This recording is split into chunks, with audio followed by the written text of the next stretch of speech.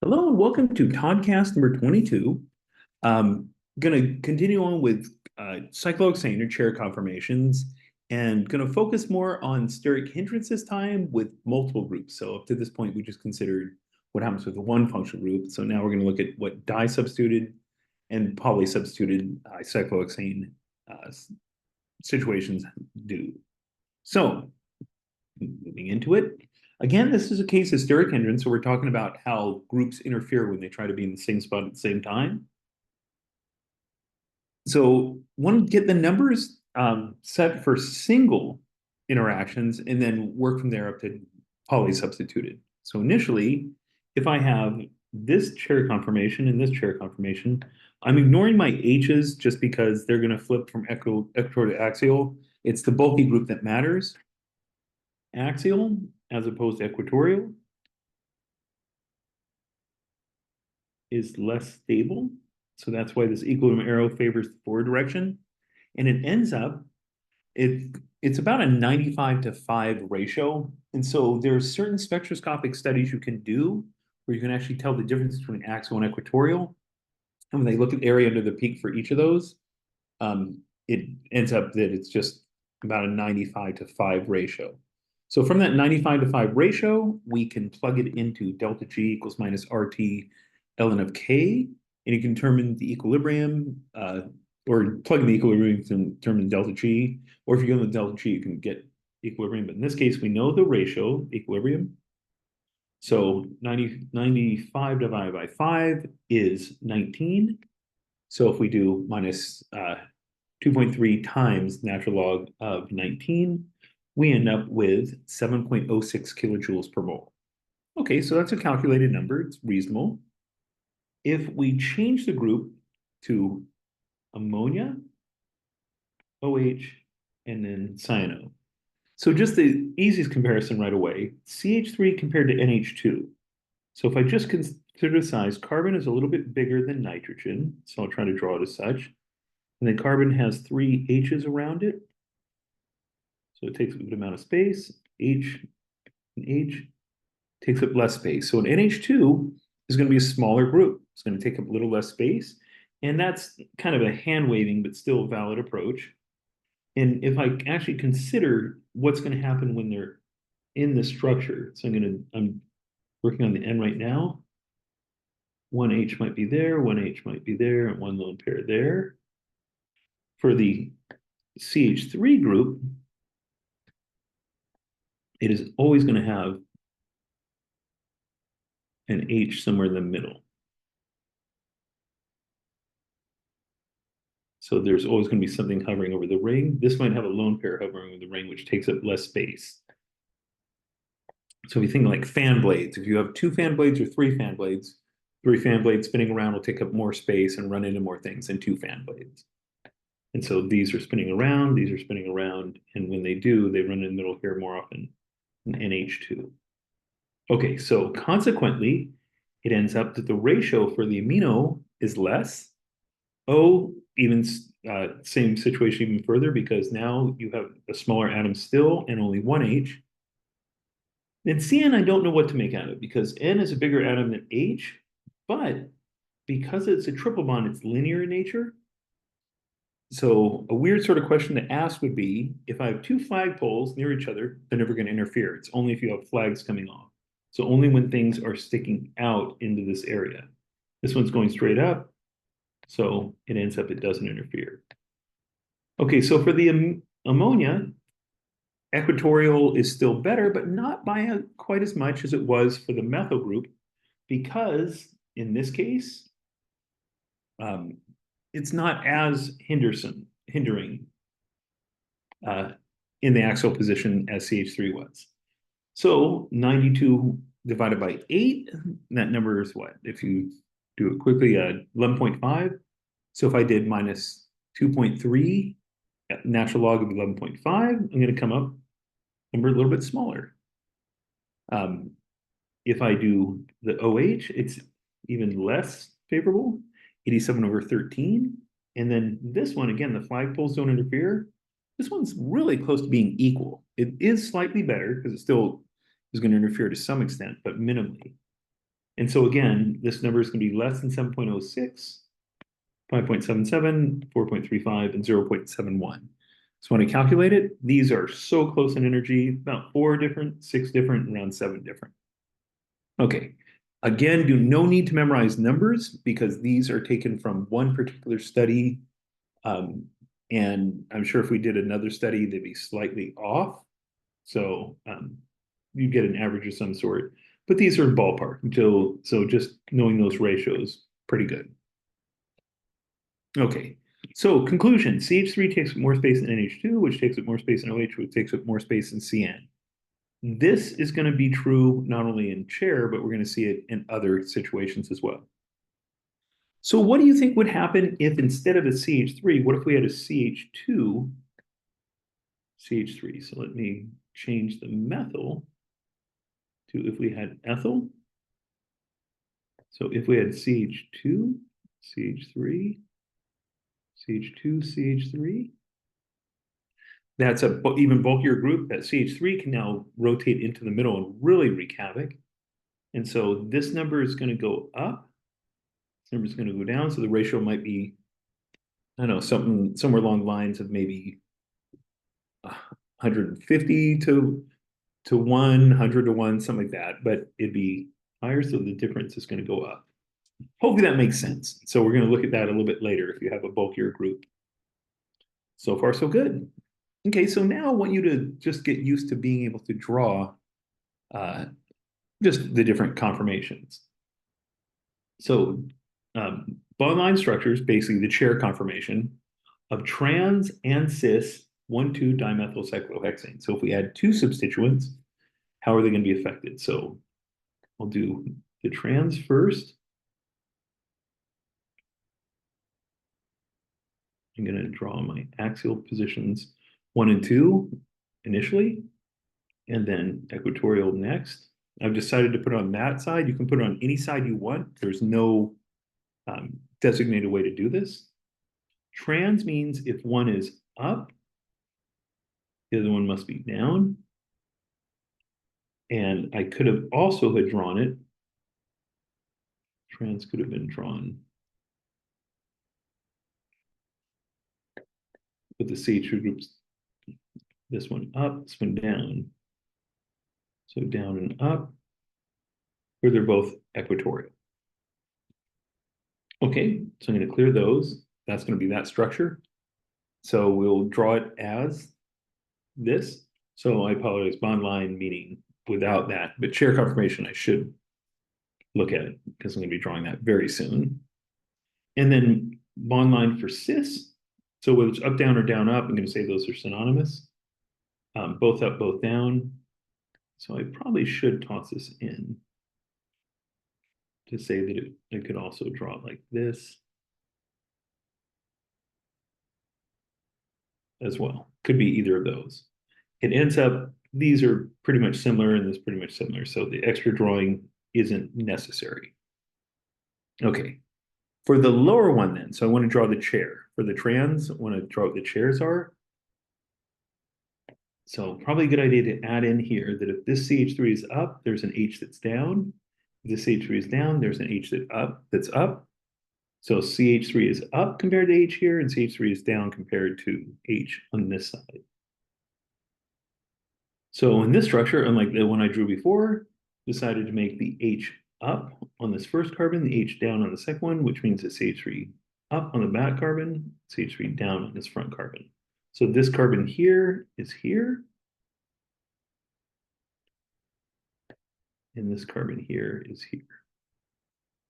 Okay, that's one conformation, up, down. But we can also draw it where if I ring flip it, so if I bring that up and this one down, this CH3 is going to go from up axial to up equatorial. This one is going to go from down axial to down equatorial, which it has. So now we have these two, it's still up, check. Still down, check. So it's still trans, but they're both equatorial, which means they don't have axial interactions. So 2 equatorial CH3s. And that'll be your more stable conformation. So again, equatorials are more stable than axial, so the right conformation is more favorable. We said it was about 7.06 kcals before and about a 95 to 5 ratio in that scenario. This one with two CH3s is just going to magnify it. So probably going to be looking at it like 100 to 1 ratio or something. Okay, so onward we go. So I went the wrong way. Shoot. So I apologize for that. So these are unedited videos. You get to watch this whole thing happen again. And I do apologize because this is completely dead space and I am not going to re-record to overcome my error. Okay, moving on. So draw both chair conformations of the 1,2-dimethyl or the cis version. So same things we did before, going to draw the H's in on the structure. So CH3s are in front, H's in back. So cis is up compared to H in both. So I need to have it up on both. So in this case, axial, in this case, equatorial. And then if I draw it again, I'm going to have them both down or both up if I ring flip it. And either way, that's going to be a case of if this ring flips, it's going to become axial up, this axial down.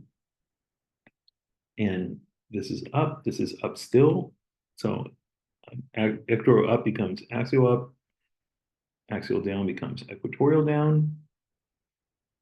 But they still both are up and up, check. So up, axial, equatorial.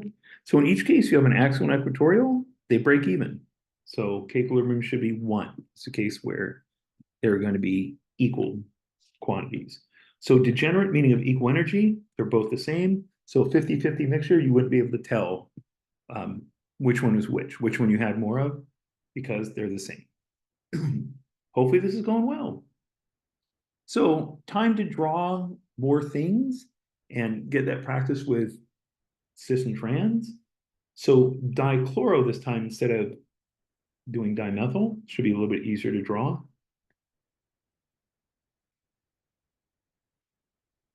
So there's going to be one chair. And I need to go 1, 2. So I'm going to arbitrarily choose 2 here. If they're the same side, they're both up. And then if I want to draw it here and here. So this is chair conformation down, left, up, right. This is up, left, down, right. This Cl, which was up in equatorial, now becomes up in axial. This carbon, which is point up, is now point down. This is up, so it's still going to be up, but is going to be, and I should draw it a little bit better, that scenario. Okay, so let me get rid of my drawings, put in the computer version. So same thing, but this time decided to do it on the right side. But either way, you hopefully see they're both up, so it's cis. So if we want to do trans, going to be the exact same thing, but now dash line and back, same chair, but instead this CL is going to be below. This CL, instead of being axial up, is going to be equatorial down.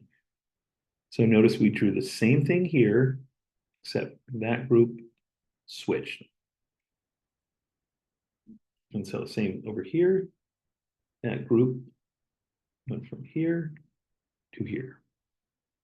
Okay, so 1, 2, difference trans and cis, just have to switch 1. So it's probably going to be true for when we do 1, 3. So there's my 1, 3 starting material. If I do this one up, this one must also be up. If I ring flip it, then this Cl is still up. And this Cl, this carbon is 1, 2 away, so 1, 2 away is still up. So make sure I have up and up, up, and up. Okay, gonna get rid of it and let the computer version come in. So both up and both up. But notice they are both axial up and both equatorial up. So this is by far the most stable of the two. Okay, quick party trick, something that actually is going to prove really useful, and that is the magic line trick. So if you draw a line from the two carbons that have the substituents, so those two carbons, this has a substituent here, this is substituent we're measuring. If I draw a line, there's my line. The CLs are on the same side of the line. They're both on the same side, so they are cis. If I did the same thing here, I had this and this.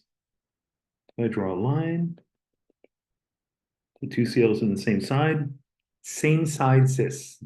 So same side cis, if they're on the same side, they're cis. So we'll see if that trick works on the next one. So same side cis. Here's my chair conformation, or my bond line conformation. My chair will have up, up, down, down, axial, equatorial. If I flip it around, this point goes up. This becomes that lower carbon. It stays down, but now it's axial down. This one becomes a lower point here. It stays up, but now it is up equatorial. This is now down axial. So it stayed down, but it became axial. Equal in energy. Time to draw the line. For this one, you draw a line from there to there. They'd be opposite side, opposite side. So there's this line, down and up, opposite sides of the line, down and up, opposite side of the line. They are trans. So a quick trick to see whether they are cis or trans when it's already drawn in chair for you. All right, a couple more. So 1, 4. So I call this 1 and put it equatorial up, 2, 3, 4. Axial up. Let me just emphasize up and up. This is ec. This is ax. Draw this other one. They are still up and up. Nothing changes when you ring flip, but with in terms of up and down, but axial equatorial does change. But same thing. They're equal in energy, so they're degenerate. I'm going to draw a line from there to there. Same side, so they are cis. And same side, they are cis. Finally, trans 1, 4 to be complete. So if I have axial, I'm calling this one up, and axial, this is down, and this is down, and this is equatorial. When it ring flips, this one stays down, but it's now equatorial. Oh, time out. I just butchered that one. That is axial down. This is still down, but it's equatorial. This is still up, but it's equatorial. So two equatorials, significantly more favorable. And again, the line trick, opposite side, so trans, opposite side, so trans. So we have a good trick. So want to now look at the big picture. Now I want to look at energetics and the dye substituted. So the ones that we looked at just a second ago were these four. So have those on the table. These are the ratios that we just came up with. I think I said 95 to 5 on the other one. Now it's 96 to 4. It's about the same number. So this one, I used a different resource to reference. I always like to do that, just again, to point out that numbers from one textbook to another, one web source to another, one research article to another will often vary. Added in, we looked at the CH2-CH3 group, about 7.9. So my guess was it would be about 100 to 1. Apparently it wasn't as severe. But when I added another CH3, it got big. And then when there were 3 CH3s called the T-butyl group, it is massive. So this one I'm going to make a note of because that's so massive. You put that on there, there is no way it ever goes axial. It's going to flip to force itself to be equatorial. So it will anchor it. And then we also have Cl in here, just to add some single atom to compare. So single, 2, 3, and 4 atoms. and then a linear group, and then bulkier groups as we go. Okay, so draw both chair conformations of trans 1-chloro-3-methyl cyclohexane. Okay, so here's my chair drawn for me. I can arbitrarily decide which is which, so I'm going to put a Cl low and a CH3 high. And if I do that, that means when it ring flips, when this comes up, that Cl which is down has to stay down. That that CH3, which I drew terribly, stays up. And so I have a decision to make from my table. So according to this tells me Cl, if it's all by itself on the ring, would rather be equatorial than axial. So it would favor this side by 2 kcals. CH3 would favor equatorial by 7.6 kcals. So you have 7.6 pushing it forward, 2.0 pushing it backwards. 7.6 beats 2.0. So let me go ahead and put the Cl on more computer-generated symmetry or beauty of it. So they're both down. Equatorial in one case, axial in the other. And then on the other carbon of interest, I have my methyl group, CH3, CH3 is axial and up. It's got to stay up when we ring flip, but equatorial. So again, equatorial is more stable than, for Cl at least, more stable than axial by 2.0 kcals. And then the methyl group is more stable by 7.6. So 2 pushing that way, 7.6 pushing that way. The net result, 7.6 minus 2, gives me 5.6. So it's going to go favorable in that direction. And it's going to be roughly in the ballpark of around 90 to 10, give or take, maybe a tiny, tiny bit more. Hopefully this is good then. Hopefully this is making some sense. This comes with practice. Ultimately, what we're going to do is in the second semester of OChem, look at chair conformations for sugars, because that's where you get a whole bunch of extra features with H bonding. But for now, hopefully these fundamental ones are falling into place. Put your time in, study this, and it will come. So, as always, thank you for joining, and see you at the next Toddcast.